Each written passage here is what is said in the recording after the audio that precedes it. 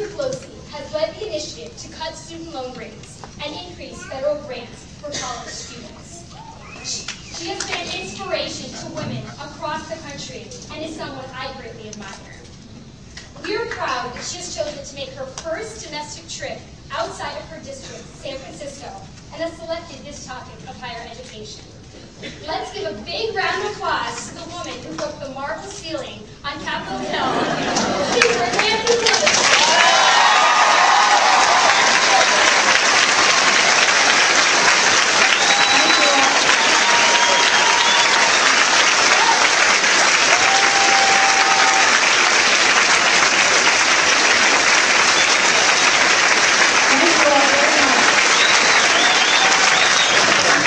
Very much for such a warm welcome to all of us. I'm here for a number of reasons. It's a personal as well as an official pleasure to be here in Arizona and have this be my first trip out of the Beltware and out of my own district.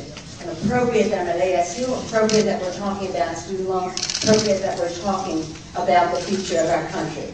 I'm here also to thank you all for sending this magnificent congressional delegation to Washington. Of course, Harry Mitchell, who went to ASU, who taught at ASU, and now who represents ASU. And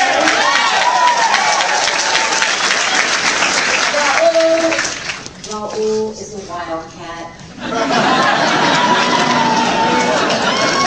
The reason why today is his birthday.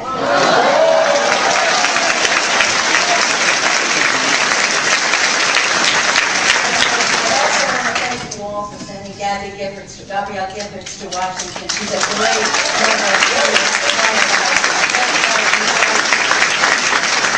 Marjorie from California, who goes to campuses all over the country to tell students to know their power. Know their power. Well, here we are. Let's hear it.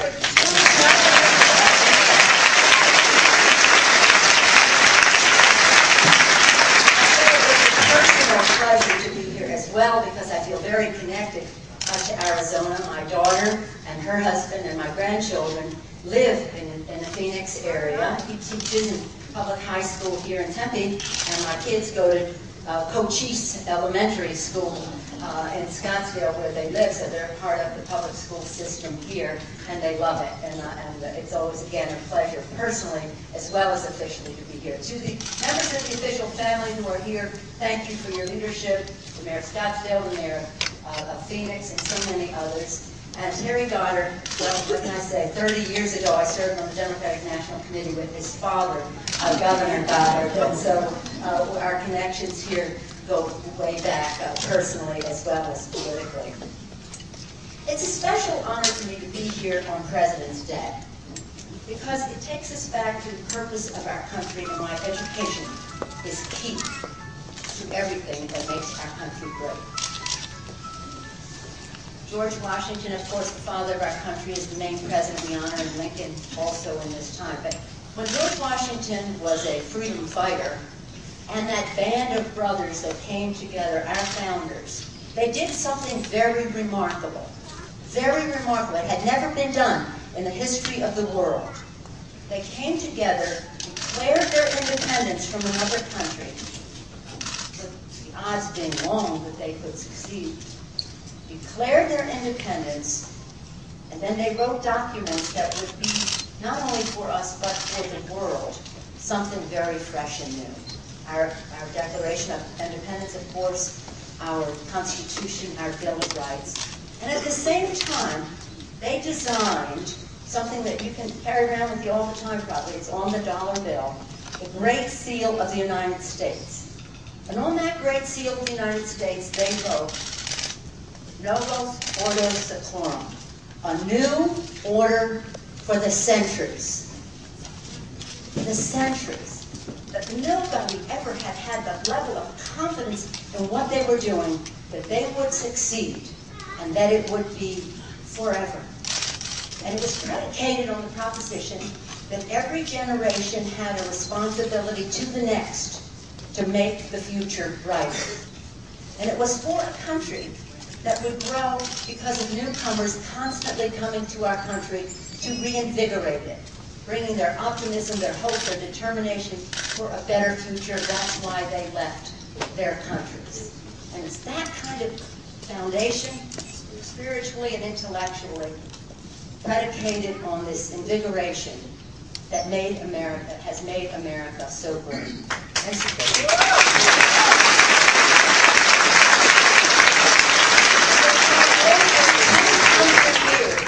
for over 200 years, that has been the order of the day, and we must insist that it continue. We have our own responsibility to our founders, to those ideas, to future generations, to do what we must do to make the future better. And key to it all, the key to a better future individually for people and a stronger America as a country is education.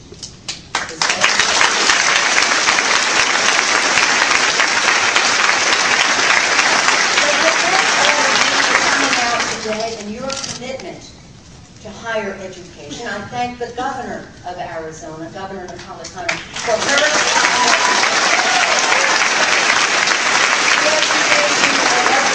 my grandson said, when you see the governor today, thank her for sending me the Code Talker, the book about the Navajo Indians that she sent to well, he said, every fourth grader. I don't know if any other else got it as well. But to continue to respect our diversity as we educate our children.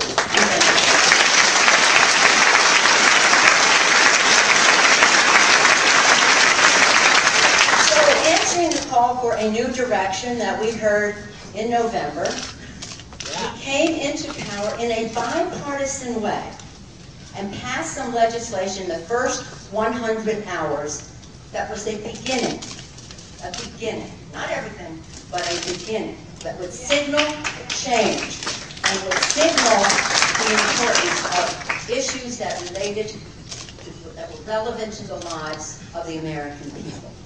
So I salute all of you, because nothing is more important to your self-fulfillment than your education. And nothing is more important to your families than they help you advance that. And nothing is more important to our country than you succeed at that.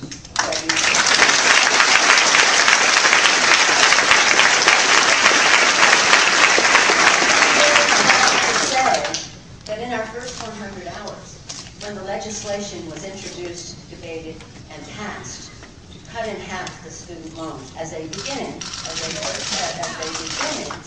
that we not only got every Democrat, we got over half of the Republicans voting for that.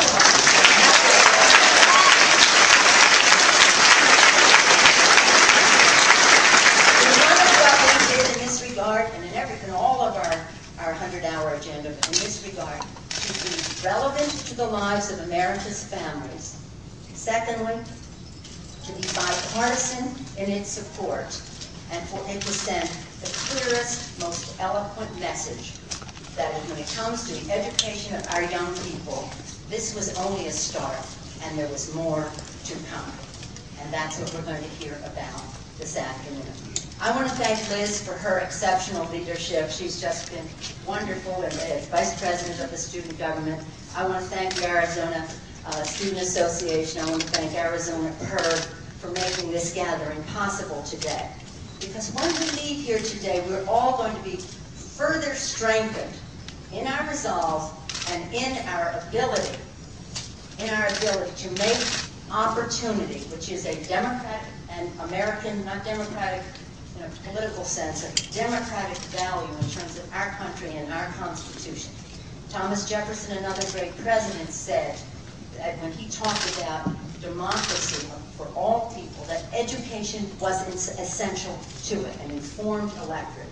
We also know it's important to self-fulfillment of every person, the competitiveness of our country, and the greatness of our country as we have education that is inclusive for all children in America. And it is in that spirit that I want to, needs no introduction to you, but to present to you once again a person who came to Congress having served our country as a teacher as the mayor of town, as a person who has commanded so much respect, as I said, my son-in-law said to me, you may call him Congressman, people called him mayor, we just plain simply call him Harry.